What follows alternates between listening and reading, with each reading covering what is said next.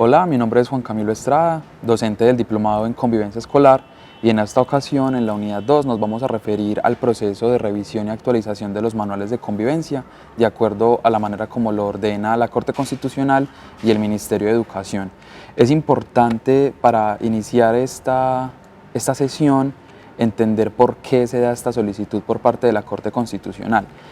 Entre los antecedentes nos encontramos que en el 2013 la Ley 1620, a través del artículo 21, indicó cuáles debían ser las condiciones de los manuales de convivencia y por primera vez se refirió en ella al reconocimiento de los derechos sexuales y reproductivos, además de los derechos humanos, como categorías que, si bien están relacionadas, pueden tener particularidades muy específicas. ¿Qué nos indica entonces este artículo de la Ley 1620? Que el manual de convivencia debe procurar identificar nuevas formas para incentivar y fortalecer la convivencia escolar y el ejercicio de los derechos humanos, los derechos sexuales y los derechos reproductivos. Esta es la base para pensarse ese proceso de actualización y revisión de los manuales de convivencia escolar en todos los ámbitos: instituciones educativas públicas, privadas, urbanas, rurales, laicas, religiosas, todas deben pasar por este proceso. A esto se le suma, en el mismo año 2013, la sentencia 562, más conocida popularmente como la sentencia del caso Kim Zuluaga, una chica transgénero de la ciudad de Medellín que interpuso un proceso de tutela ante el INEM, un colegio público de la Comuna 14 de Medellín, en el cual ella solicita que se le reconozca su identidad de género femenina y por ende pueda asistir a la institución educativa con el uniforme que esta institución define como femenino, que, como se imaginarán, es el llamado jumper con las medias blancas, el uniforme típico femenino que conocemos en las instituciones educativas públicas. Lo que sucede con este caso es que la Corte Constitucional falla a favor de Kim y reconoce que ella tiene el derecho de portar el uniforme que corresponde con su identidad de género y no el que la institución educativa le impone por su sexo asignado al nacer, que se consigna en el documento de identidad. Este es un paso muy importante porque marca un precedente para lo que posteriormente será la jurisprudencia sobre los derechos humanos de las personas con orientaciones sexuales e identidades de género no hegemónicas en la escuela, que es un poco parte de lo que vamos a hablar en esta segunda unidad del diplomado.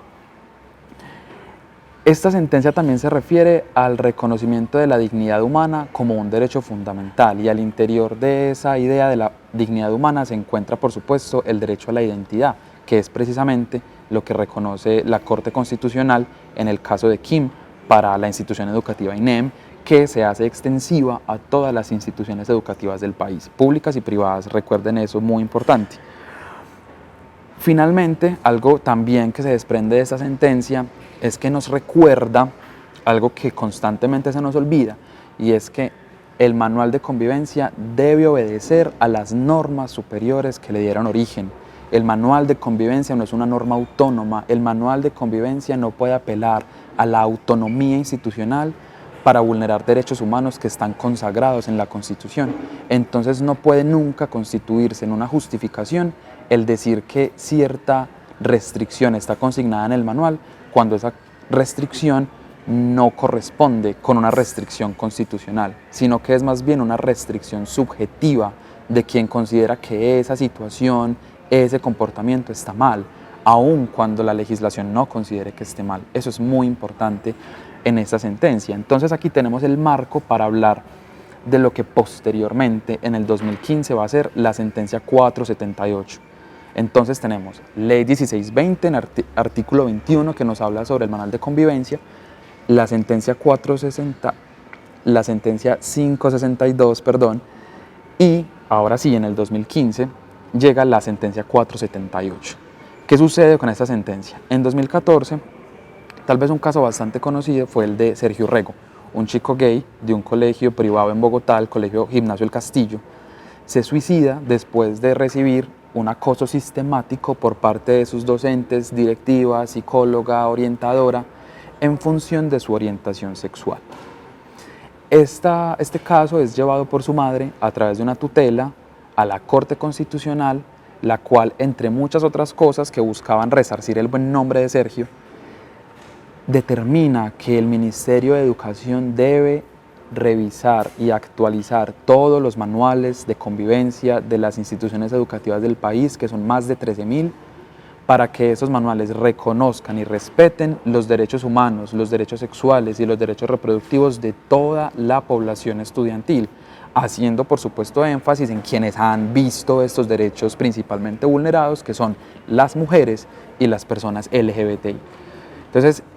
la sentencia 478 es la que da la orden, pero retoma aquello que aparecía ya en la ley 1620 y en la sentencia 562, que como les decía, la sentencia del caso Kim Zuluaga.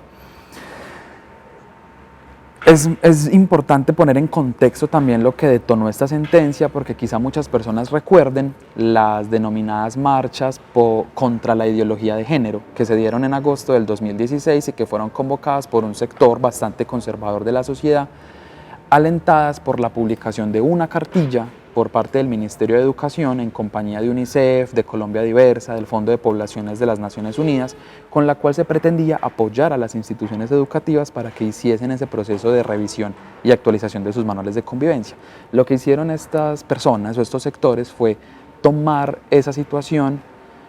utilizarla estratégicamente con fines políticos, salir a marchar y decir, por ejemplo, que la ministra de Educación, que era una mujer abiertamente lesbiana, lo que quería era, por ser una mujer lesbiana, volver a todos los niños gays y a todas las niñas lesbianas en las instituciones educativas a través de estas cartillas. Esto generó que más de 2 millones de personas se movilizaran en todo el país y que hoy, por ejemplo, esta cartilla no haya llegado a las instituciones educativas. Sin embargo, la orden de la Corte Constitucional sigue vigente. Los colegios deben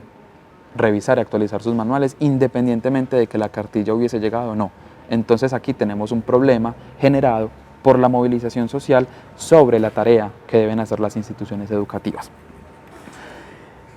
Formas entonces en las cuales se manifiesta esta revisión y actualización de los manuales. La primera, que también la van a encontrar en la guía 49 de convivencia escolar que vamos a analizar en esta unidad, es el uso de un lenguaje no sexista, un lenguaje que no invisibilice lo femenino, que no invisibilice a las mujeres, que no asuma que el masculino es un género, entre comillas, neutro, que abarca tanto a los hombres como a las mujeres, porque desde una perspectiva política no es así. Las mujeres han estado invisibilizadas de la lengua y por ende se ha solicitado desde el Ministerio de Educación que los manuales de convivencia reflejen ello y por ende recurran a un uso del lenguaje que incluya también a las chicas. Entonces que dejemos de hablar de los estudiantes para hablar, por ejemplo, de la población estudiantil, que no hablemos de los profesores, sino que hablemos del profesorado, por ejemplo, del cuerpo docente, la planta docente, que son expresiones que sin usar el los y las, que para muchas personas es un problema por alguna razón, terminan generando que todas las personas estén realmente allí incluidas y no supuestamente en un artículo que es a toda luz masculino. La segunda forma sería la sensibilización del comité de convivencia escolar, que todas las personas que integren ese comité de convivencia escolar conozcan los conceptos, los procedimientos, las rutas, que sepan cómo atender una situación que se da de discriminación, de violencia, de bullying, basada en estereotipos sexistas, basadas en prejuicios por la orientación sexual o la identidad de género. ¿Esto qué implica? Que, por ejemplo, cuando un niño se acerca a mí como docente y me dice no quiero jugar con mis compañeros porque me están diciendo que yo parezco una niña, que yo soy un marica, que yo debería estar jugando con las niñas, mi respuesta no podría ser no les hagas caso, que los niños son así, porque estoy omitiendo por completo algo que para este chico o chica, según el caso, es importante y puede convertirse en algo grave. Entonces, ese comité de convivencia escolar debe tener la sensibilidad para recibir esas quejas y manejarlas de manera adecuada y no permitir que esto luego se convierta en un problema más grande y en una situación de discriminación que luego no vamos a poder controlar, que se nos va a salir de las manos. Entonces, ese es un segundo aspecto muy importante, tener unos comités de convivencia escolar sensibilizados en asuntos relacionados con derechos humanos, derechos sexuales y derechos reproductivos, tal cual lo estipula la Ley 1620 del 2013.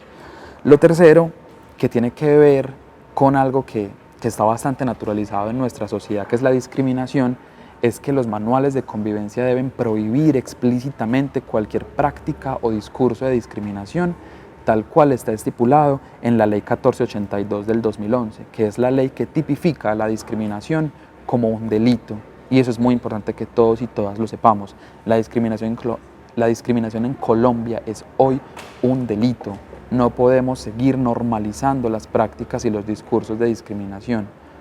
porque estaríamos yendo en contra del orden jurídico. Y esto tiene que reflejarse en lo que se dice y en lo que se hace en las instituciones educativas. Ya no podemos manejar esto como situaciones leves, como las que antes llamábamos faltas leves. Esto incluso puede llegar a convertirse en una situación tipo 3. Por ejemplo, cuando un estudiante mayor de 14 años ataca,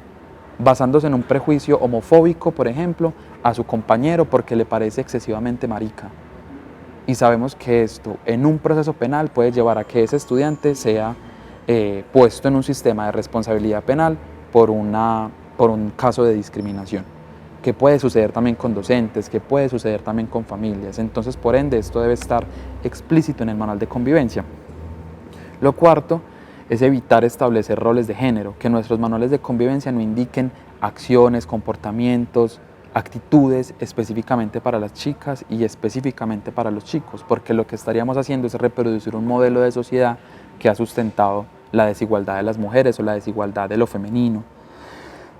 Otra cosa que también debe estar manifiesta en los manuales de convivencia, o mejor dicho, que no debe aparecer, es establecer prohibiciones o limitaciones a las relaciones afectivas, sexuales, eróticas entre personas del mismo sexo. Esto no se puede hacer. Hay manuales de convivencia que todavía consideran, y este es un caso real de un manual de convivencia al que me he remitido varias veces, que considera, por ejemplo,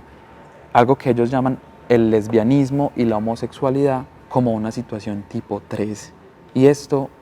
carece de toda lógica porque nos está diciendo que la orientación sexual distinta a la heterosexualidad es un delito, y esto no sucede así en Colombia desde la década del 80, cuando se retiró del Código Penal.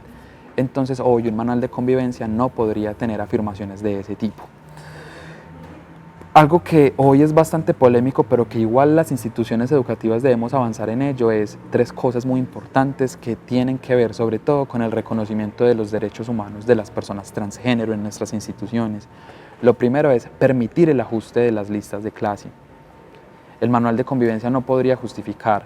que va a nombrar a una persona recurriendo únicamente al nombre que aparece en su documento de identidad, porque la Corte Constitucional ya ha reiterado en varias ocasiones que ese no es el criterio único para determinar cuál es el nombre de una persona, sino que la forma como cada quien se autoidentifica es criterio suficiente para definir el nombre.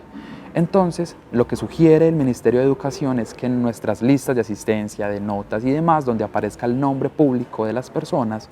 podamos hacer una pequeña adición en la cual coloquemos el nombre con el cual esta persona se identifica.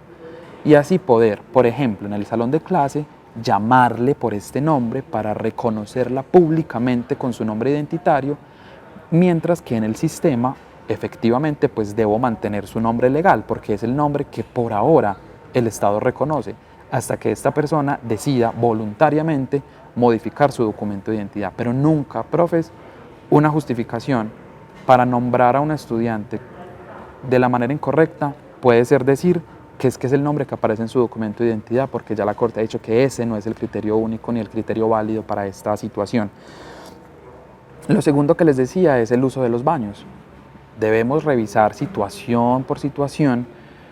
para que las personas, reitero, transgénero, que lo han manifestado, que nos han dado a conocer que están en un proceso de tránsito por el género, puedan ingresar al baño